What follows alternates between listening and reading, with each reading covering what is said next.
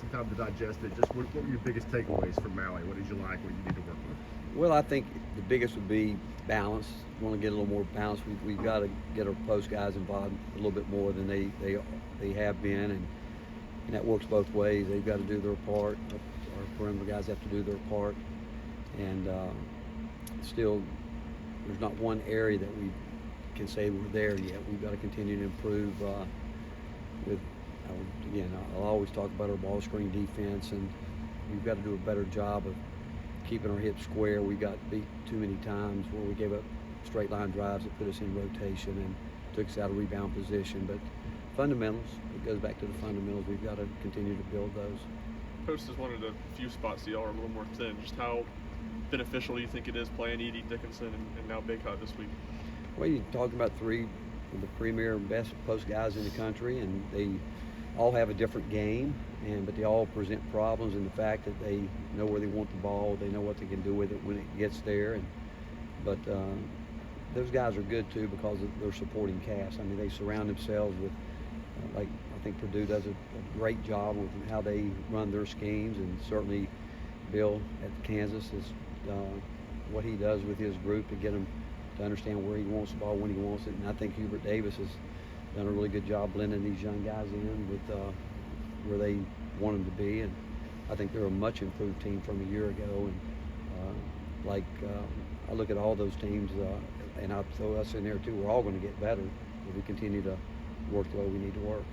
Where is Zakai in terms of settling in and getting comfortable with being back on the court? I think that's it. I mean, he's such a competitive player, and we all love him for what his DNA and what he's about. But like any player that goes through what he did, I mean, his frustrations, it would be that think that, hey, because no one has worked harder than he has to get back, and thinking that he's going to be able to pick it right up. And it's hard to go as long as he went without really getting a feel for the time off, even though he did everything he possibly could. But he's pressing, but we practiced Saturday. I thought he was really good. I think he learned. We talked about things that we need to improve from the Maui trip, and obviously we need to have consistent good guard play, especially at the point position, and he knows we're counting on him to do that, and he's all about our team. He's all about winning, but he wants it back right now. He's more hard on himself than you can imagine, but he'll get it. Any idea yet if Freddie is short term or long term, or how long? I think it's day to day. I mean, we got back. He didn't do anything with us. We got to get him healthy. That's a tough one. I mean, if you don't get it fixed, it'll linger all year, and we don't want that. I mean, we're still in November, and we got a long way to go, and so we got to make sure we get him totally healthy before we can get him back out there. With Zakai, would starting be a thing for him, that maybe he settles in and feels the rhythm of a game differently that way? Good question. All those we think about, and I think that, again, that's a great question, because I'm not sure of that answer, but it's something that we've thought about with him.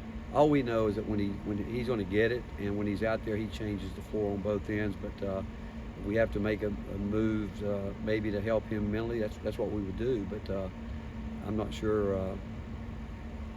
Again, I'm not sure about that in terms of because I really don't care who starts. I don't, because we've got an experienced group of guys and I don't think they care. They want to win, and they know we've got guys we've got to get into the rotation, and the best way we can do that. But we're not afraid at looking at it. How do you feel Josiah's handled the point guard position so far? I think he's pressed hard. I think he's tried to be he's been overly aggressive, and he knows it because he wants to make it happen now, and he comes in and he wants to change the game. That's what he's done. But he's going to be fine. I mean, you look at his numbers; they're not impressive, obviously, but that's not who he is. We know who he is. We believe in him. His teammates believe in him. We know that he's a game changer. He's a major factor, but I'm not surprised. I think as a coaching staff, we knew he would, as much as he worked and was out here practicing. Games are different, but he's been there before, and again, he'll get it back. Rick, can you pinpoint maybe why Josiah was aggressive in game one and maybe not as Well, I think the one guy I was concerned about in the last game was him. He played more minutes than we wanted him to play. I think and it was tough. I mean, I don't know. Well, I do know. I've never had to get a team up at 6:30 morning to go play a basketball game, and we had to do that twice. And but he was the one guy going into the game with Kansas that I was concerned about, because I thought his matchup was important. And but Joe, I do think fatigue was a factor with him in the last game, and that's my fault. I should have. That's on me, and probably should have gotten some other guys out there, but he'll be fine. Joe will be fine too. Coach, I know you've played these guys a bunch in a bunch of different stops, but growing up there a couple hours away, does it still put a little extra pep in your step when you go back? Maybe years ago, Rob, not now. It's first of all, I've got great respect for the University of North Carolina, and it's a storied tradition, and everyone that's from North Carolina knows about it, know what it's about, and I have great respect for Hubert Davis. He was when I became a head coach, was the very first player I recruited, and he grew up literally. His high school was literally a quarter of a mile from George Mason. He would come over and shoot at George Mason. I can remember sitting on the front bricks out in front of the gym talking to him, and at the time he wasn't being highly recruited, and obviously he grew up wanting to go to North Carolina. I did in high school play against his uncle, Walter Davis, and so he grew up a huge Carolina, and he basically just said, hey, give me a chance, and he went there and made the most of it, and just a great human being and a person I have great respect for. His whole staff. I mean, I've watched all those guys that seem like grow up through the years, but the fact is that I've always thought these are the two leagues that should be playing a challenge, being as close as we are, borders up against each other, and I think it's going to be good for both leagues. What did you like about what JP gave you against Syracuse, and what are kind of the next things that he needs to do? We were all. Those were huge minutes, and to be quite honest, we weren't sure what we would get, because we're still waiting on him to understand what we know about him. We think he's got a chance to be a major factor, but we've got to get him understanding how hard you've got to play and the little things you've got to do.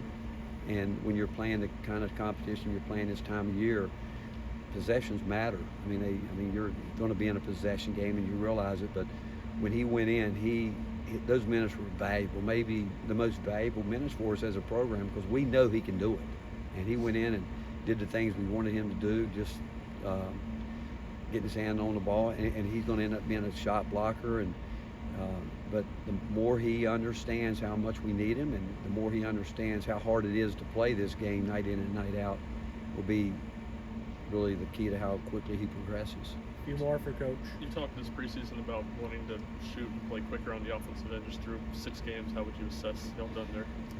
Well, we are. We missed a lot of shots now, and I mean, there's when you shoot it, that's where I'm talking about balance.